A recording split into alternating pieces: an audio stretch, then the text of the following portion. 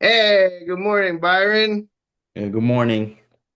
No Arlen today. He's busy. He's a good guy. He's got a Yeah, family commitment. He's engaging with responsibilities. yeah, our middle brother is gonna be busy for a while. He's gonna be busy for a while. That's okay. Yeah. We can cover for him. I want to say happy Mother's Day. Happy Mother's Day to all the moms. It's Mother's Day today. This might not get uploaded on Mother's Day because I got to rush off to work afterwards, but happy Mother's Day. Did you give your mom flowers, Byron? Just busy working, whatever. Yeah. I sent my mom a happy Mother's Day text. Hopefully, my son, we have a little something planned. Hopefully, he wakes up and executes it. He's over there with her. Uh, Son was born 2010, right? my son, yeah, 2010. Yeah. When I got him his COVID shot, we had to say 2009, and that's come back to bite us in the ass every time we've gone to the pharmacy, but it worked. Oh. All right, so you wanted to talk about a very interesting topic that's actually close to my heart. What makes good political commentary, or what are the qualities that make a good political commentator? Okay, how would I say this? I have to be a good political commentator. Well, for me, as a how to be a good political commentator, I've seen other political commentators. Well. To me, what I really discuss usually, and whatever I like to see progressive political commentators usually discuss, I like when they usually discuss both in a populist way, just, but you usually discuss mostly of the economic and foreign policy. Yeah. And they also talk about like world history if they done references of that. And don't really talk too much about those identity politics or culture wars. That's how I usually how I commentate on politics and we got world politics, yeah. Yeah, I like when you said, as I was listening to you, that they reference history or provide a historical frame because we really are cyclical. Yeah, it's Uh, like a similar situation. If you're gonna like review pop culture, or whatever, like you have to be like you gotta make pop culture references, yeah, make it more entertaining, for that. If you're so running hold on, that's movie different. or The video entertaining, games, in the yeah, entertainment aspect, I guess it's a necessary evil right now. With when I went through journalism college, they said the average adult attention span was 7 seconds. And I picked the print journalism path. There was a broadcast journalism path, but it was already, even back then, right when Twitter was being invented and making large swaths of journalism obsolete. The average adult attention span was known to be 7 seconds. And so a news hook isn't really supposed to change the news. It's just supposed to grab your attention so you're invested in the news. But now yeah. that attention spans are more like 2 or 3 seconds, the entertainment aspect, I think it is hurting news. But the historical context is important. That's why I think independent media like NPR, they kind of do a good job because they just sit down and they tell you the news and they give you some context and they have the experts on. Like, can you name any political commentators? I'm trying not to say journalists because those are different things, but can you name anyone you look up to and respect right now? On political commentators. Yeah. I mean, they're from like YouTube, Progress, or they have their own website of Progressive Independent News Media. Okay, give several examples, right? Okay. Well, what can I say? Political commentator. Um, Amy Goodman from Democracy Now. Kyle Kulinski from Secular Talk. Um, Ryan Grimm from Breaking Points, and yeah, and his own independent news. Oh, independent. Well, it's independent news media is Dropsite News. Um, Political commentator. Good ones. Gotta be great. Well, there's a few examples, you know. I mean, you mentioned about, well, to be honest, yeah, but be very honest, you know. And I don't mind if they criticized well, whatever political affiliations, I like to hold them accountable. Even the well, the progressive politicians screw up something, you know. They have to like hold them accountable. It just strengthens them, you know, to well, listen to their let's listen to the people, you know, yeah, to their fans or whatever, you know, yeah, yeah, Oh, yeah, those are great examples, and you're known to be very the base, well read and informed, yeah, and it's because you've sussed out, you've cut through the chaff and found some good political commentators. And at a time, it was looked down upon, or it was unusual, or it was controversial that newspapers had editorial boards, right? If a newspaper, and I'm aging myself here, and I think it's a good thing that we've got what 2 decades between us because the perspectives are unique but common. But it was controversial that newspapers had editorial boards because why would the Miami Herald, why would the Arizona Daily Star endorse a president or endorse anybody for office? We're just there to present the news. But that's when it's appropriate for political commentators to step in and this is me, these are my qualifications, this is what I think, and this is why I think it. That's good political commentary. And I think it does anchor well to journalism because journalism in late stage capitalism is under siege. Because I really want our audience to remember journalism can't be licensed by the government. That's baked into our constitution, right? You've got the executive branch, the legislative branch, and the judicial branch is the official three branches of government, and then you've got journalism surrounding that as this enshrined, mythical, but recognized fourth estate. Journalism is just supposed to watch all the happenings and report on it. And that's when you can point to corruption or malfeasance through the journalism. But that requires journalists to be ethical. And now we've got like Amazon, Facebook that have enough power to challenge the government. They can influence the news. And so, if you ask me who the good journalists are, who the good political commentators are right now, they're the little guys that aren't known nationally, that are just out there sussing out stories, talking to sources, trying to get more sources if they're not confident that they have enough information. Um, but that's not profitable. And it harks back to the point I always make that cooperation is the only viable currency in the future because if you're only rewarded for sensationalism, that's what you're going to get. And the big media conglomerates suck up the news that the little guys create. Like, oh, that story out in Tucson is really interesting. Oh, that story out in Boston is really interesting. The local reporters reported it, and then it gets sucked up by the bigger guys, and they're the ones that are making the ad dollars. And then the little guys go out of business, and then news just becomes this product that's meant to capture those short attention spans and just play on TV all day long. yeah. I do agree that the government should not own journalism. They should not do that. This, I mean, this it should not stay with regime media. We don't want that, you know. Yeah.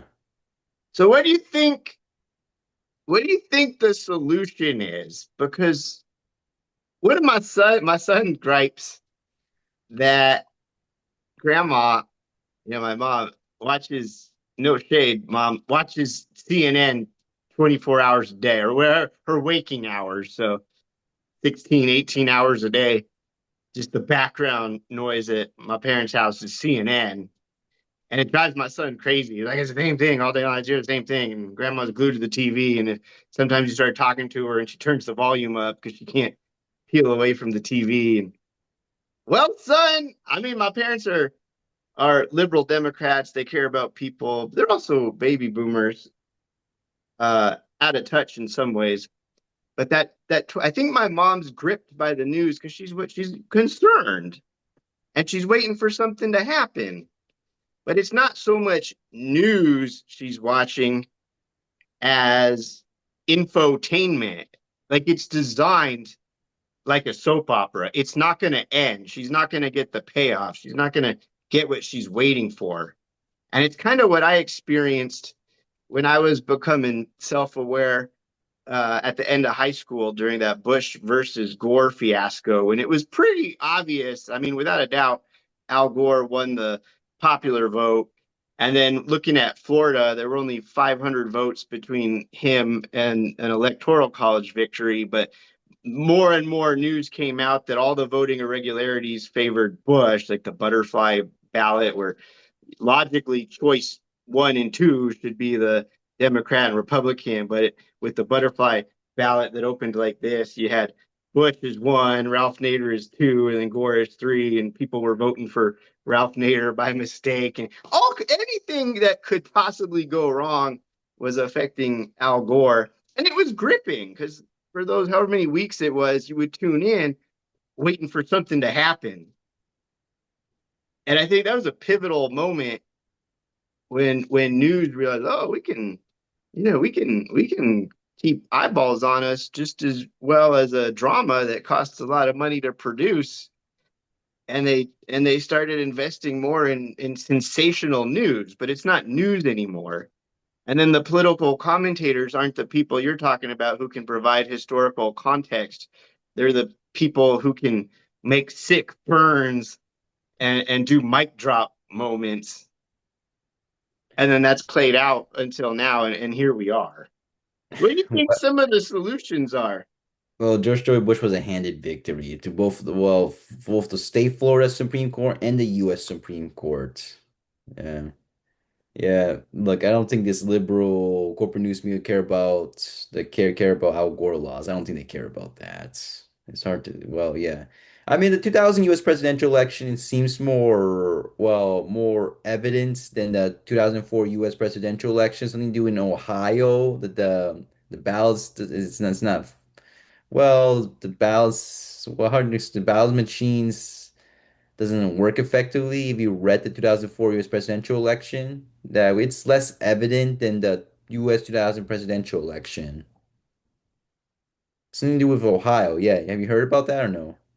Yeah, no, I have, and we know these things because there are some good journalists and there are some good political commentators who are researching the voting machines and they're talking to the people trying to vote in the Democrat precincts that don't have enough polling stations, all these little things that are designed to interfere with the process.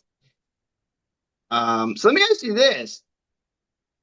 Do you think it's possible for an ethical journalist or an ethical political commentator with strong moral values to rise to prominence in this late stage capitalist media landscape where the billionaires Well, gobbled up everything and then they sell it back to us? is it possible? Is it possible? Well, it seems increasing that people get the news sources from independent news media. I mean, if you look at the subscriber numbers, looks like that the corporate news media have more subscribers than the independent news media. Well, some didn't have some, but there's like the late night talk show host has a higher subscriber numbers in those corporate news media. Yeah. Well, you can look at Jimmy Kimmel or Jon Stewart there. They have a more higher subscriber numbers in the corporate news media there. Yeah. Than the mainstream corporate news media. Yeah, mainstream news media. So it's kind of hard to say if it's possible. probably some will say this in the near future, probably a few years later, whatever, if the independent news media host appears in both left wing and right wing medias, either from both, well, from both independent and corporate news media to get more exposure. Yeah.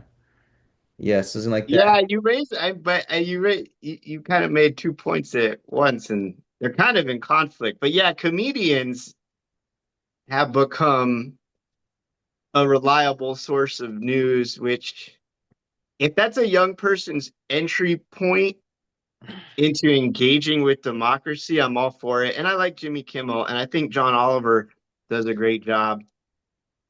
Jon Stewart, I think, kind of hurt us. I mean, I know he's done a lot of good in his advocacy for the 9/11 firefighters, and no doubt. And I think he and his wife own a farm to rehabilitate animals. I know he's a solid dude. That's not in question. But I think that hot streak where it was just making fun of Republicans all day long, every day, kind of hurt us because it wasn't. This is my old lady, my upstairs cat lady's toilet flush. He disparaged the other side so much. I think he contributed to them doubling down in some of the things they're just wrong about. It's like, oh, look at Smarty Pants talking shit. Okay, fuck you. I don't know. I just have this feeling that Jon Stewart and The Daily Show just hammering Republicans. They'd go out and they do man on the street interviews to make the Republican voters look dumb or stupid, or they'd ask them to find Virginia on a map. And when you're caught off guard, that's hard. But people don't like to be made to feel stupid.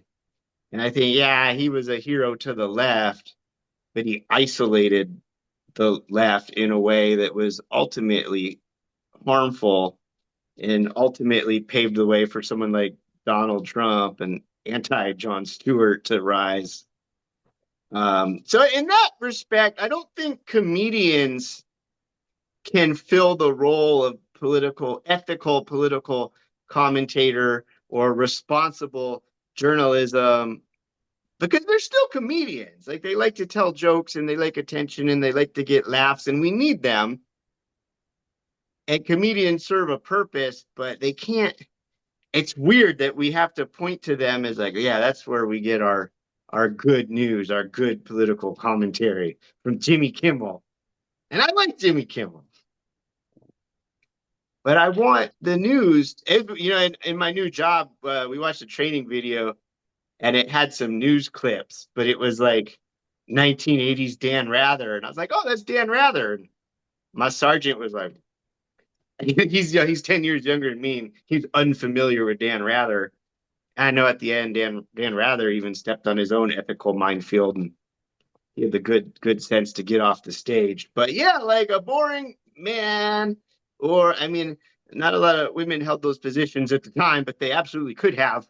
But the boring person just delivering the facts of the day, like the news comes in the morning, the afternoon, and the evening, and you get the facts, and then you get an expert to kind of parse it.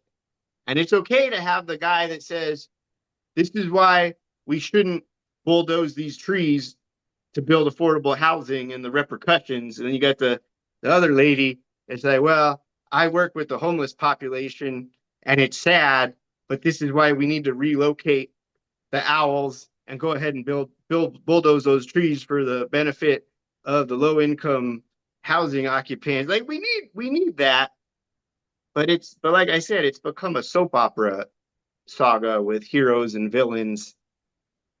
And when you step onto the stage with your journalism degree, you're going to do things that reward you financially, personally, because we're competing with each other. We need to cooperate with each other. Yeah.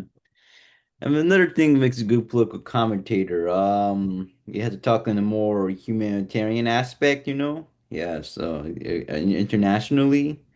Well, look, about making fun of Republican voters, which if you mentioned about Jon Stewart, I think the biggest blame has to be the I think I mentioned this before. I think these Republican politicians want to make these the citizens dumb, yeah, so they can vote against their own interests, like the No Child Left Behind Act. You defund public education whenever a student fail exams, something like that, you know. I mean, that's why you have these low information voters, you know, all that. Well, look, I mean, it wouldn't make sense. I thought you want to make your country powerful. You want to have intelligent people there, you know? Yes, yes. You don't want to defund public education, and that will make some. Well, you would even want to defund them, and you're still gonna have the increase of students that were intelligent. You know, you will make some more country more powerful. Yes. I agree. A rising tide should lift all ships. But when wealth and power is consolidated, it's more like I want to live at the top of this super massive lighthouse and I want to look down at all the people treading water and drowning. Like the people, Jeff Bezos, Elon Musk, Mark Zuckerberg, you just read like layoff after layoff after layoff after layoff, even though they have booming profits. It's because it's like how much I can get at the expense of somebody else. Those are the people in power right now. Um, if journalism as the fourth estate had been informing people all along, we might not be here.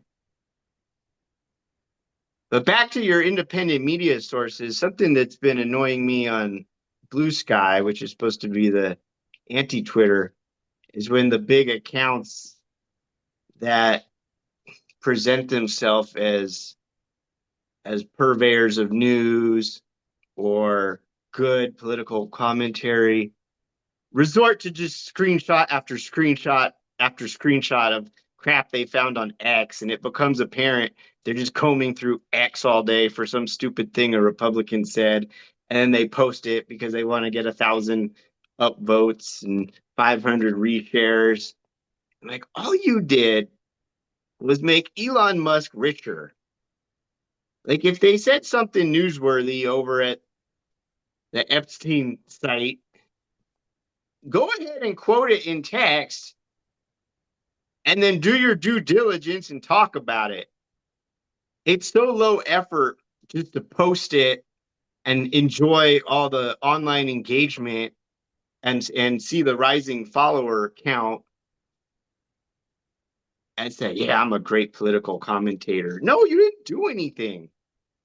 You didn't spread awareness to that stupid, deplorable thing one of our national villains said. 10 other accounts just like you screenshotted the same thing. Like, where are the solutions? Where's the community organizing? Where's the Well, commentary?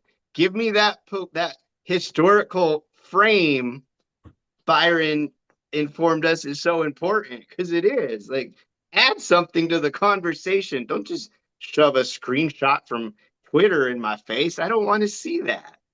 well, learning to be a good political commentator. Well, for me, I usually speak like I don't know, like a senior high school level, like a 10th to 12th grade, you know? Yeah, I mean, you want to speak, you don't want to go speak on a university level, a graduate university level, because I mean, you was talk, the way you speak to them, like whatever educational level, you would speak to someone who isn't that level, like who's understands well their own native language, or if they're fluent in that language, the other languages, they will understand well. You do that, but like to commoners, like you know how would you say that to people who are who were never was a student in university, or like non-university graduates, or university dropouts, or even secondary, or like non-secondary, well non-high school graduates, or even well high school dropouts. I mean the age. I mean the state U.S. the states of the U.S. in the United States, it varies with age, with what legal age that the students can drop out. It's like around 16 to 18 years old. You know, something like that. You can look at the map there. So this is why I just speak on the level like the more senior high school level, something like that. I mean, you want to speak more intelligently, like you want to speak more intelligent. You know, yeah. I mean, well, like, well. You know. Well, in any of these in the United States, any of these these establishment politicians, they act like they're robots. They talking points. I mean, they don't talk like they're human beings. I mean, sure they talk like they're in a higher level of education stages. I mean, people who just talk like he's in university level. I don't think Orange citizens will understand that. I mean, he appeals more to elites. Look, I hate to say this. Well, Donald Trump talks like a human, but he talks like he talks like an upper elementary school level, like a third to fifth grade or whatever. But he still talks like a human. I mean, compared to, well, look at the progressive politicians. I mean, they also talk like a human, but talk more intelligently, like a senior high school level, like just like Bernie Sanders or Graham Plattner, or maybe you can include Zora Madani. They talk like a human, but talk more intelligent, more smarter. And talk about, Yeah, yeah, yeah, no, exactly. And so comprehension level varies among the American population. It's of course coalescing around, like you said, the maybe middle school. Let's be generous. It's coalescing around middle school comprehension. So we need journalists and commentators that can speak to the different comprehension levels. I mean, I remember in elementary school, I can't remember the name, but we on Tuesdays or whatever, the teacher would put on like news for kids and we get little stories at our level. And it was done well. Uh, but yeah, we need every comprehension level needs to needs news presentation and political commentary at a level it can understand. yeah. And again, and And it's no, like no word sometimes I can't salads. read what's that? And no word salads. Like any of those like this establishment politicians. Right. Like they try to remember the words of the script or whatever, or they're unprepared wherever the speeches are not or they are unscripted. They just said some random words or whatever. That was like not even an answer or not even relevant to that. Yeah, there's times on that. Yeah, totally. As I was gonna say, I trust you as a good interpreter of the news, and sometimes I can't read what you write right away because you usually spin off a whole thread off of something, and so I have to make a note to click around and go back to it when I have free time, and I sit and I read, and I really appreciate the perspective. I mean, you do as an audience, you do need to invest in being able to receive good political commentary and ethical news because otherwise you're just doom scrolling and you're looking at the headlines and you might get something that has nefarious motivation behind it. Um, but our 30 minutes is almost up. What do you want to Yeah. let's end on a positive. Well, I have like one more thing to say. Yeah. Yeah, Yeah. go for it. Well, for us as a political commentator or any good political commentator, well, w- okay, I gotta remember I gotta remember what I had to say. Well, you have to speak whatever in your mind, like what you stand for, what your values, what you actually believe at. You don't have to like lie. Did you pretend that you stand or don't stand for it? I just speak whatever I in my mind. What I believe at, what I advocate. Yeah. Just be honest about it. Just say what in your mind. It's another good thing. Another thing you have to be a good political commentator. Yeah, and I respect that about you. Be And opinionated. I struggle with that too. I mean, I firmly believe that you can't present as as an environmentalist, as pro childhood education, if you subscribe to Amazon Prime, if you post on Facebook, if you drive a Tesla, but as how many people do I encounter in that position? But I think, like, yeah, you can't divest from every billionaire revenue stream. It's not possible. I pay rent to an evil multi-state corporation that just had a big corporate retreat in Las Vegas. Like, yeah, it'd be nice to say, fuck you, I'm not paying rent, but then I go live in the dirt. Cell phone service. I use Straight Talk. They're But on the Verizon network, Verizon's got a bad, like, you can't divest from internet, phone, commercial housing, but we need to stand up to the people that are harming the planet and making life worse for everyone. We could eliminate Amazon and Facebook, and it would send a ripple effect to the other billionaires because billionaires shouldn't exist, but they do, and they have horrifying amounts of power. But a lot of people who consume the independent news sources you mentioned, they've got Amazon packages on the way today. And I don't respect that, but like I've found myself holding my tongue when people in real life talk about, oh yeah, I found this cool thing on Amazon. Oh yeah, my friend posted this on Facebook. And I'm like, well, you're kind of shooting yourself in the foot if it's true that you want your kids to have a national park to enjoy. But I think some of the, a good, like you said, a good political commentator, your moral values don't change just because it's convenient to conceal them. I even spoke up at work because they keep saying you need this, this, this, and this, and you can order it all on Amazon. I'm finally like, I don't use Amazon because my moral values don't align with Jeff Bezos' moral values. And you know what? There weren't any repercussions. The conversation just kind of drifted on to something else.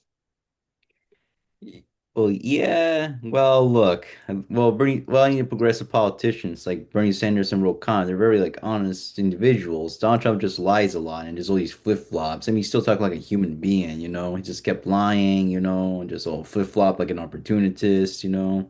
Yeah, yeah. Yeah, it's pretty depressing, but how do you stay positive? Let's end it with that. How do you stay positive? Stay positive. How for me? How do I stay positive? How do I stay positive? Gotta think. Well,